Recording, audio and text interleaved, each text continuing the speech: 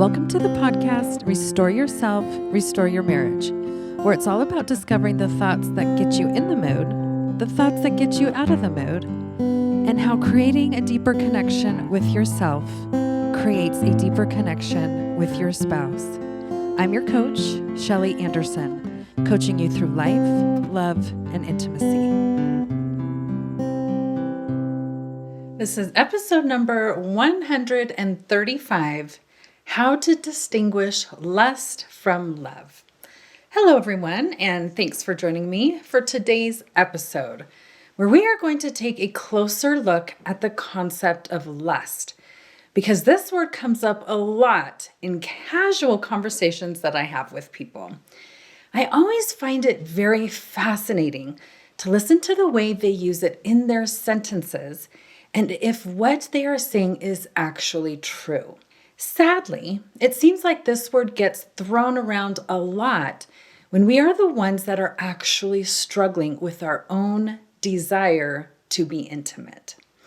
Now, because most women experience receptive and responsive arousal, and while men experience spontaneous arousal, we are going to go through this episode with those concepts in mind and use that as the basis of this conversation, meaning that most of the women listening to this will have a lower desire to be intimate with their husband who does have the higher desire.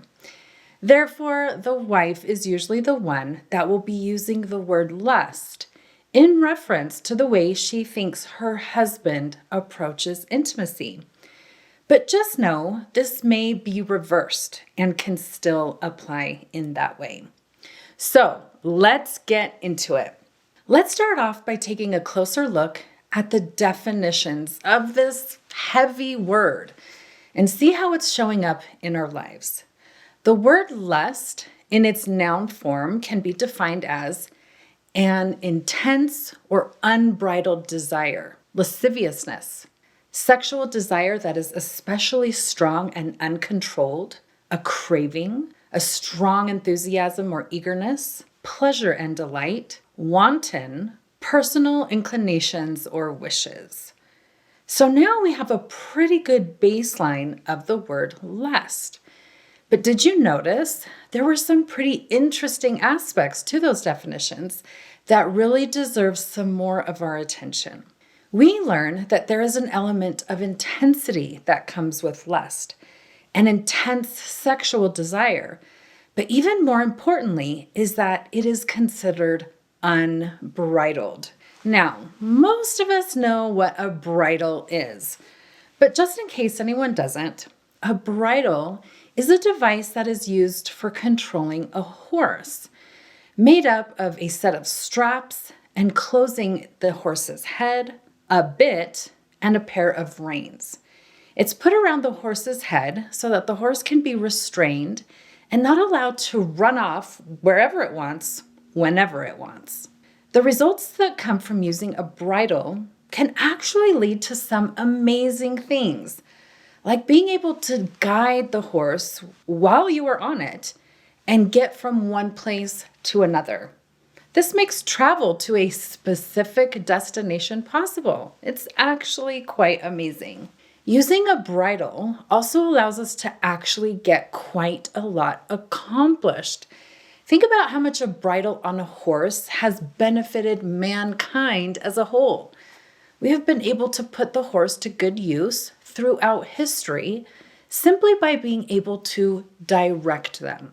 We've been able to transport goods from city to city, expanding towns and their access to supplies. We've been able to herd cattle and have beef and meat as a result. And we've been able to defend our country's freedoms back in the day by having warriors on horses and knowing that the bridle will allow us to lead them where we need to go. If horses were just allowed to run unbridled whenever they wanted in a battle, that would be a disaster. The bridle allows us to channel all of the horse's good energy into the right directions. But let's take things just a little deeper now. Lust was defined as lasciviousness, which means producing sexual desires that are considered indecent or obscene and lewd. This signifies sexual desires that are so excessive that they become disgusting, crude, vulgar, and offensive. This starts to lean towards an aspect of being somewhat evil or even wicked. It also leans towards the concept of being licentious. This root word of licentia is like having a license to do whatever you want. It signifies lacking legal moral restraints and disregarding sexual restraints that are governed by law when it comes to sexual relations. I find this very fascinating that there are even hints of legal components when it comes to where our sexual desires need to be directed. So, most of these definitions and concepts will be important to pay attention to as the wife applies them to her husband and his sexual desires. But even more important is what he actually does with his sexual desires. This is so important and definitely worth repeating. Having sexual desires that are stronger than his wife's is not actually the problem. Those desires being left unchecked and unrestrained and being allowed to take over and become something that is mainly self-indulgent is. If sexual desire takes a path that becomes abnormal, corrupted, or altered from its original purposes with unacceptable or perverted practices, that is when lust has entered the picture. We really have to be aware and be careful not to judge our husband simply because his desire comes on more quickly, more easily, more frequently, and more spontaneously than ours does. Nowhere in the definitions of lust do we find that a husband having a higher frequency of sexual thoughts about his wife qualifies as lust. And nowhere in the definitions of lust does it say that if a husband's thoughts about sexual intimacy with his wife come quickly and spontaneously, that he is in a state of lust. Just because a husband's arousal does come on more quickly, easily, and frequently, does not mean he is lustful while we are wholesome.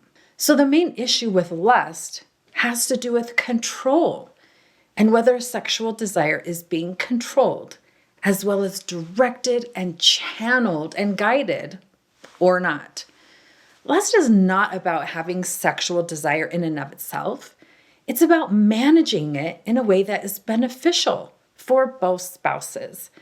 If sexual desires become unbridled and ends up getting directed towards someone who is not their spouse to fulfill their own selfish sexual gratifications, and actions are being taken that lead away from their spouse, then we are talking about lust.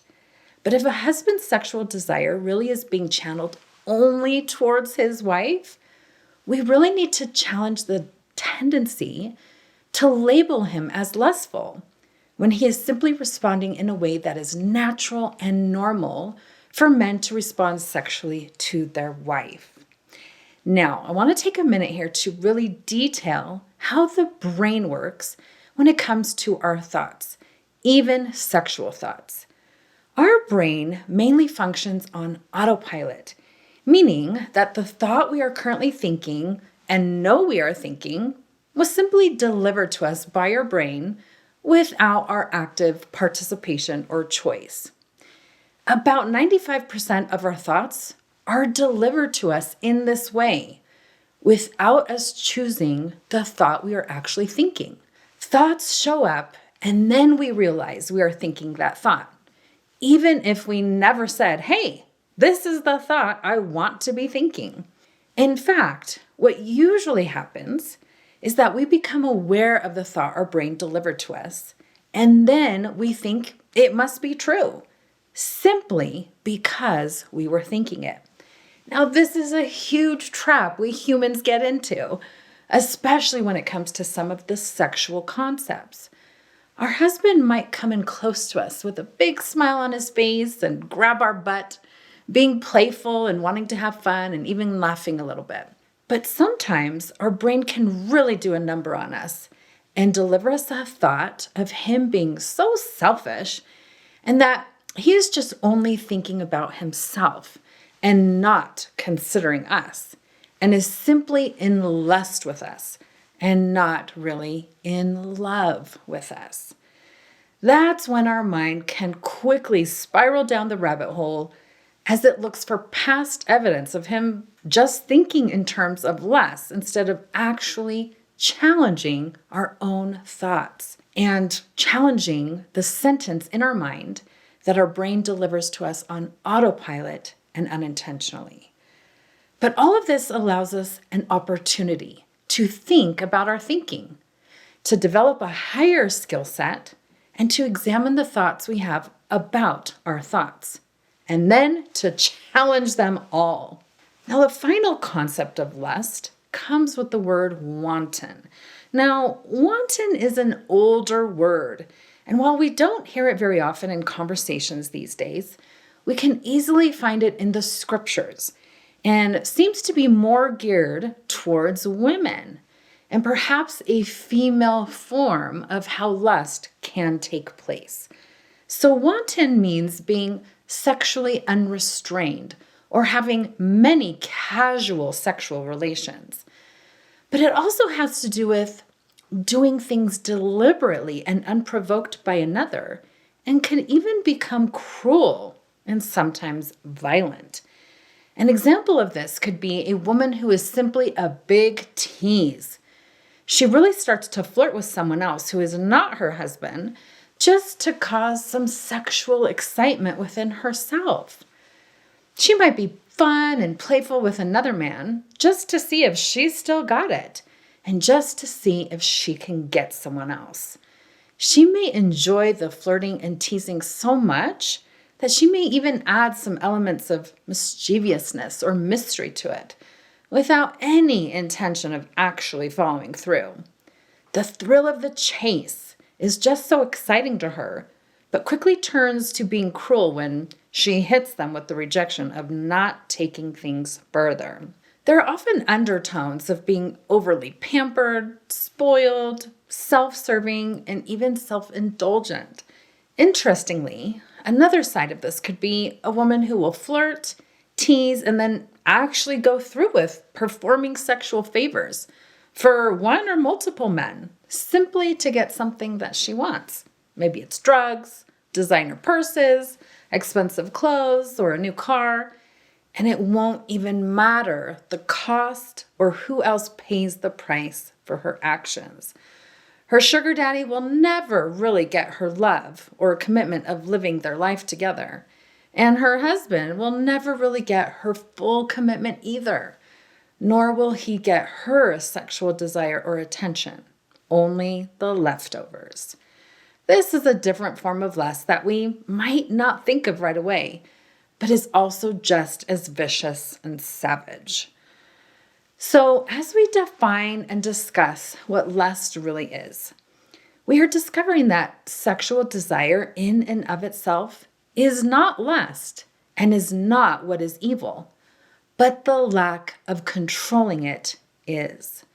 The concept of being the director of our own sexual desire, harnessing it, controlling it, and channeling it in the way that is beneficial to our marriage can actually feel very empowering when we take the time to think about it in the right way.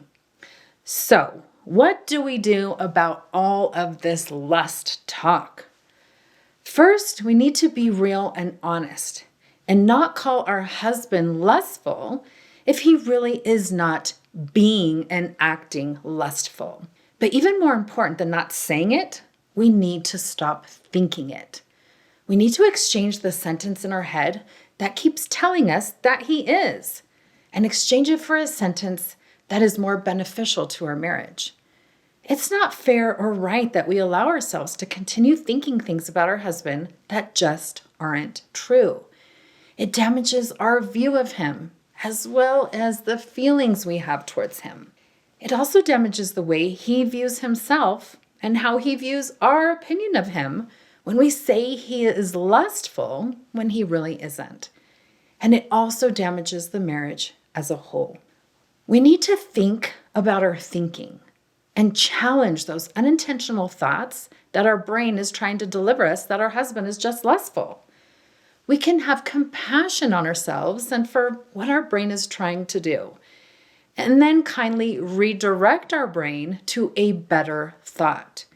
We need to choose to spend our time thinking intentional thoughts about our spouse, ones that we design and we create ourselves, and thoughts that have value and purpose. Second, we need to give credit where credit is due.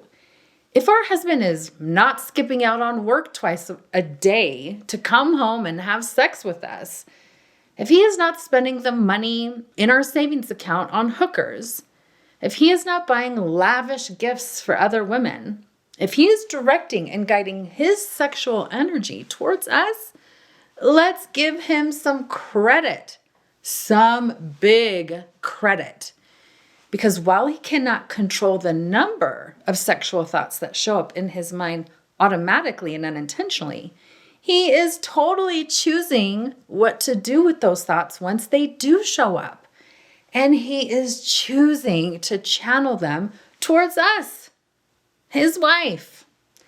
Let's celebrate this and let's honor this. So many of my female clients get caught in the trap of saying, why should I do all the work in this marriage? Or why should I work on trying to improve our intimacy when my husband is the one who wants it all the time? What we are not realizing in those sentences is that our husband is doing a ton of thought work already. If he is wanting to be intimate with you, his wife, he has already had thoughts about sex and has geared them towards you instead of other women. That is love. To choose you over and over and over again every single day, to make sure that every time he has a sexual thought, maybe even every 3 minutes that he has a sexual thought, that he directs those thoughts so that they are centered on you, the love of his life. That takes work, a lot of work throughout the entire day.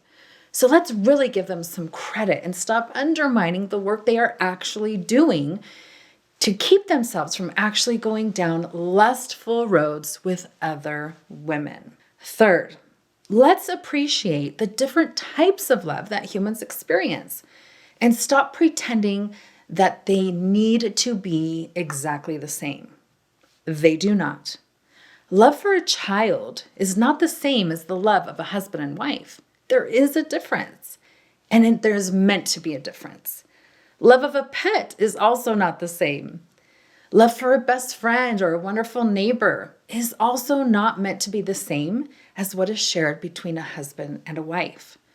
We are meant to feel love for our spouse, but also passion and sexual desire towards them. We are meant to feel like a lover. We are meant to have a desire to be with our lover and to be loved by them, to feel wanted and to be on the other end of receiving their unique expression of love, desire, and passion. We are not meant to feel unloved, undesired, or unwanted our entire life. When we get married, we go into it knowing that there will be a sexual component to it. We don't usually go into marriage thinking that we will only experience one type of love and that it will all be the same and that there will be no sex involved. And yet many of my clients, after they have had kids, start thinking that the love they need to experience between husband and wife should be the same kind that they have for their kids, a non-sexual kind of love. While we do need to express our love to our spouse in other ways than just sexual ways, we shouldn't believe that the goal is to eliminate sexual love altogether. And it's especially important to know that one of the definitions of love is through sexual expression. Love includes sexual closeness and does not have to eliminate it. There's a balance that needs to take place where sexual love is not the only goal, but it is not an exterminated goal either. Neither extreme will serve us well. Now, fourth, let's do the math and diminish the drama. Let's just say that you and your spouse usually have sex for 30 minutes per lovemaking session. And let's say you average twice a week. That's only 60 minutes per week that your husband is actually taking action on any of his sexual thoughts or desires and initiating something. He for sure has had way more sexual thoughts than just 2 per week, but he has only acted on it twice. Do we know how many minutes there are in a week? It's 10,080. So if there are 10,080 minutes in a week, and you subtract the 60 minutes that your husband spent to actually take the action of initiating and engaging and having sex with you, you are left with 10,020 minutes. That means that for 10,020 minutes every single week, he is totally controlling his sexual desire and channeling it. That means he is very much controlling it and directing his sexual desires towards the love of his life, his legal wife, 99% of the time. That is a lot. That is a great percentage. We need to recognize this and acknowledge this and start celebrating what our husband is doing right, even though we may not have recognized it or viewed it in that way before. So this next week, let's really challenge those negative thoughts that creep in about lust and choose to view it in terms of the real definitions and not some of the false assumptions we are making about this concept. Let's level up our own thinking skills in the process, knowing that when we think better about our spouse, we will feel better about our spouse. Because remember, the more you restore this type of intimacy within yourself, the more you restore it with your spouse. Thank you so much for listening today, and I hope you will join me again next week.